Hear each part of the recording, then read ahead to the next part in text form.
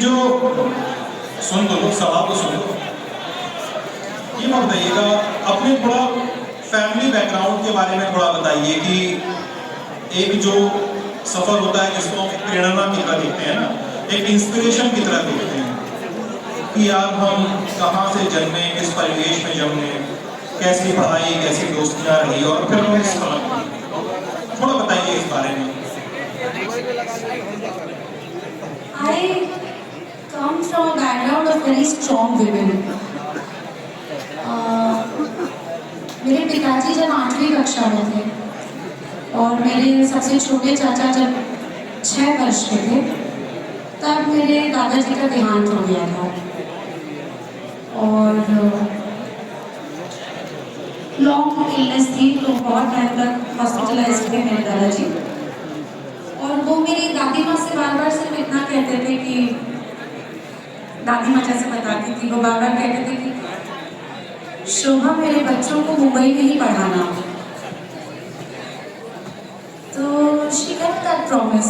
आज जब मैं सोचती हूँ, जब मैं बाहर निकल रही हूँ, कमा रही हूँ और दुनिया में सफ़र अकेले तय कर रही हूँ, तब जब मैं सोचती हूँ तो मुझे एहसास होता है कि मेरी दादी माँ के लिए, जो कि पढ़ी लिखी भी नहीं थी और कोई जॉब भी नहीं कर सकती थी, उनके लिए वो दादाजी की पेंशन पर 5 बेटों को पालना, पढ़ाना, कॉन्वेंट से पढ़ाई सबकी पूरी करवाना, वो कितना डिफिकल्ट रहा होगा, but she did it anyways. फिर जो मेरी नानी माँ थी, वो सिंधी थी, सिंध हैदराबाद पाकिस्तान से थी और शरणार्थी थी हमारे देश में। जब वो 9 वर्ष की थी तब भारत आई थी और बहुत रेफ्यूजीज़ का जीवन कितना स्ट्रगल भरा होता है वो आप लोग सोच ही सकते हैं। तो उन्होंने भी यहाँ रहकर इतने सक्षम बच्चों को, मेरे मामा लोग, मेरी मम्मी, मेरी मासी, तो I come from a lineage of very strong women. तो मुझे हमेशा से यही लगता था कि अगर मेरी दादी इतना कुछ कर सकती है, मेरी नानी इतना कुछ कर सकती है। My mother was an administrative officer in a medical college, she is retired now. मेरी माय सिस्टर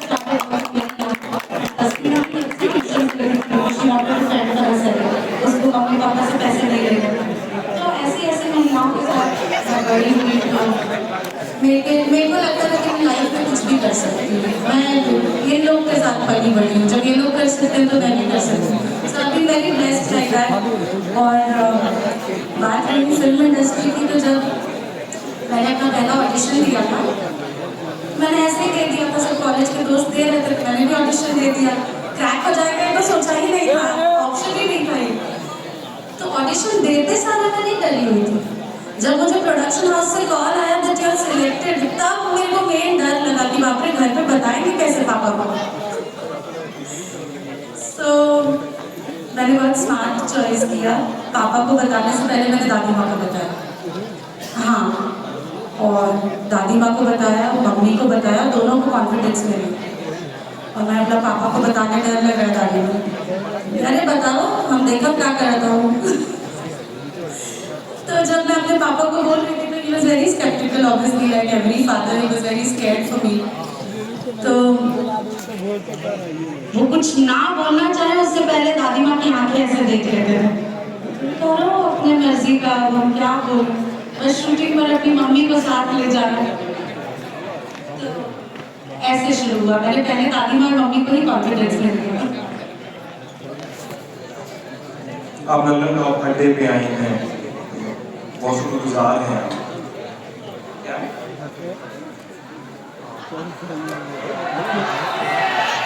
कमा रहल बानी, मजे के जिंदगी चलत, आप लोग के दिक्कत बता। मजे के जिंदगी। शादी कब कर? शादी शादी शादी कर लूं कि पैसा ना बंद हो जाएगा यार, कमाने दो अभी। कमा रही है। और शादी तुम लोग की मर्जी से क्यों करेंगी? अपनी मर्जी से करेंगी। किसी की भी मर्जी से क्यों करूंगी? निरहुआ से करना। तुम लोग को बड़ा चिंता है। नहीं, इनमें से आधा से ज्यादा लोग फंस चुके हैं, तो हमको भी फंसाना चाहते हैं। कितना लोग के बिया गई बा? सच सच बताइए। हम लोग कि अभी शादी ना भइल।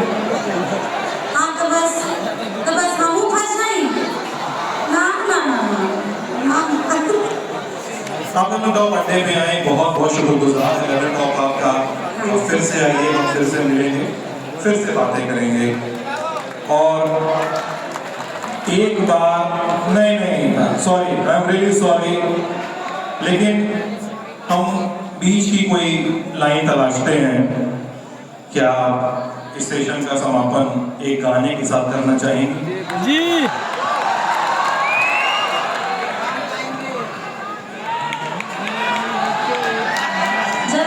जब गा रही थी तो एक ही लाइन गा के चुप हो गई थी, तो आप लोग का बहुत ज्यादा फिर से हाँ गुस्सा सुनाई दिया था, तो उसी को कंप्लीट करके इस बहुत खूबसूरत वार्तालाप को भी कंप्लीट करेंगे। सबसे पहले तो मैं आप सभी लोगों को बहुत बहुत तहे दिल से धन्यवाद देना चाहती हूँ। आप लोग इतना प्यार से सुने, thank you so much.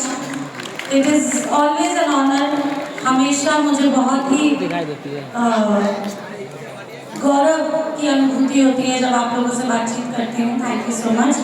Bhojpuri में हम गाएं, हिंदी में बतियाए, ताकि सब केहू के सुने के बना। नई झुलनी के छैया, कल्पना पटवारी जी का गाना है, हमसे गवा रहे हो यार, मैं क्या बोलूं।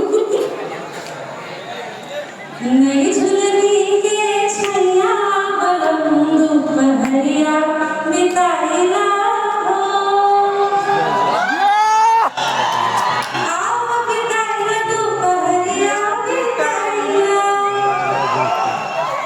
आओ बिताइला दोपहरिया बिताइला।